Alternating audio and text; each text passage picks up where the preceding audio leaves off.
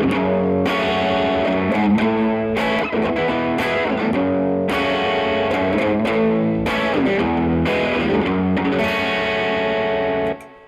there, how you doing? It's Colin Daniel here from riffninja.com.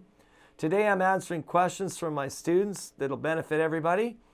This one's from Bob, and Bob's question is, how do I find the key a song is in? Good question. Well, depends on your knowledge. I'm assuming Bob was talking about doing something by ear, because he's going to want to learn something off a CD or a pop song or something. I'm going to take a guess on that one. If you were reading standard notation, you'll see the key signature at the beginning. If it's properly written out, you'll see the key signature at the beginning of the written notation. And that'll have the sharps or flats written in the cymbals at the beginning of the staff, just after the clef. And since you're in the guitar is in treble clef. So if you're playing a guitar, it'll be in treble clef. And you would see your key signature right at the beginning. Those sharps or flat symbols at the beginning tell you how many flats or sharps you have in that particular piece that's written in standard notation, and that would automatically give you the key that you're in. So that's one way. If you know how to read music and you're actually reading off a chart, you could know the key through playing a scale, depending on what scales you know.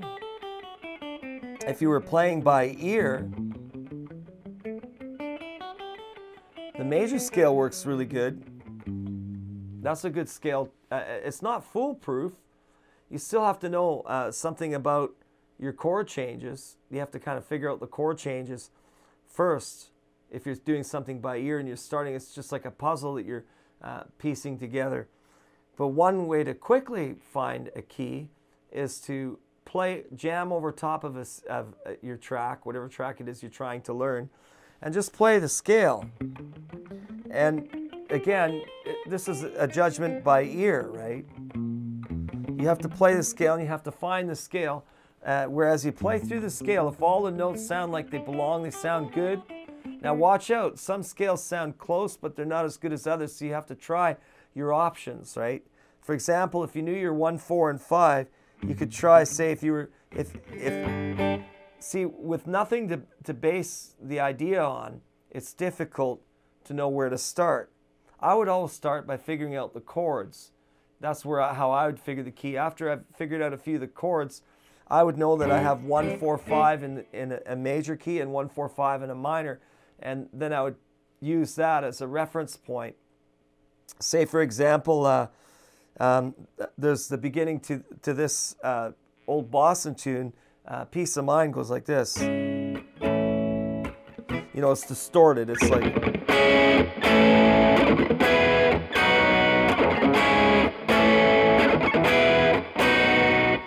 So I figured out the chords first for that song, and it was C sharp minor, A major, E major, and B major. It starts on a C sharp minor, but that's not necessarily true that that's the key the song's in. Next change is an A, next change is an E and a B. Now right away, as soon as I got those 4 changes down, I knew what key it was in. It's in C sharp minor or E major, because E major is 1, 4, 5, is E, A, and B. And we play the C sharp is the 6th, the relative minor of E. A major is the 4 of E major. E is the 1, B is the 5. So you got 1, 4, and 5, E major, A major, and B major, plus the relative minor tonic, and there's C sharp minor. And that would answer my question to what key it's in. Now watch out, some songs change keys more than once, depending on how complicated. So a song could be in more than one key. So you could learn your 1, 4, 5s, relative major and minors. That would help. You could learn a scale and play the scale over the chord progression that you're trying to figure out. And that would, if you find the scale that sounds good, every note you play in the scale should sound like it belongs somewhere in there, even if it's not matched up with the melody. It's got to sound good with the chord progression. Another thing is you got to watch for tuning your guitar too. Some of the older recordings, the pitch is off. Like for example, with Chuck Berry's Johnny Be Good, I saw on Hail, Hail, Rock and Roll, I saw the argument between Chuck Berry and Keith Richards when they were discussing what song they were going to play, and Chuck Berry finally says, okay, we're going to play Johnny Be Good, and they count in the song, and Chuck, he's in G, and Keith Richards is playing an A, and Chuck has this little temper tantrum and says to Keith, no, you idiot, it's in the key of G, and Keith goes, no, it's in the key of A. Well, what had happened was when they recorded that back in those days, they recorded it on a reel-to-reel tape, and the producer at the last minute decided to speed the tape up so that the older songs can be out of pitch, right? Because of how they were mastered, at what speed they were mastered. That'll change the pitch. Nowadays, with digital recordings, you can change the speed of a song without changing the pitch. But back then, we didn't have that.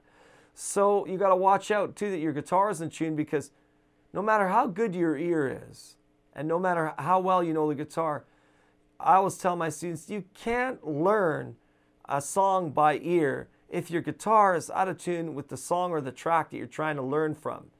Be in tune with the track. And if you've got to tune up or tune down a little because it's out of pitch a bit, then do so. Off the top of my head, I can think of a few songs that I've seen on the internet or that I've listened to that are out of pitch. Tom Petty's got a song called Mary Jane's Last Dance, and it's out of pitch by half of a half step. It's out. It should be an A minor, but it's not an A sharp, and it's not an A. It's kind of in between there, and that happened to be in the recording process and the mastering were changed, because even on the CD it's like that. So it was obviously the way they mix it down on their tape. So you have to watch that too. So tape speed, pitch, that kind of thing will really help. So make sure your guitar is in tune. And like I said, using a scale can really help. If you don't know the major scale, use the minor scale, you know, or even the pentatonic scale will help you. The pentatonic scale isn't the best scale for finding a key because it's not the complete picture. Diatonic is the complete picture. You could, if you knew a minor diatonic scale, that would help a lot too. But you take one of those diatonic scales, either the major or the minor, and you'll find out pretty quick what key it's in, because as you play through the scale, you have to listen to hear the notes blend together. I say it's always a combination with me. You also have to learn to hear the difference between a major and a minor chord. That helps a lot. Remember that major is brighter and happier, like, you know, this is bright, this is happy, but this is sad. So the sadder sounding chords are lenient to the minor, and the happier sounding chords are lenient to the major. And it's not always the rule that the first chord you start with is the key you're in. So you got to watch for that too. But like I said, the scale thing or knowing your chords, your 1, 4, and 5 will really help. All right. Hope this has helped you and informed you. And if you'd really like to get a lesson from me and you've learned something from this, you should check out my site. It's riffninja.com. And don't forget to subscribe. Have a good one. See you later.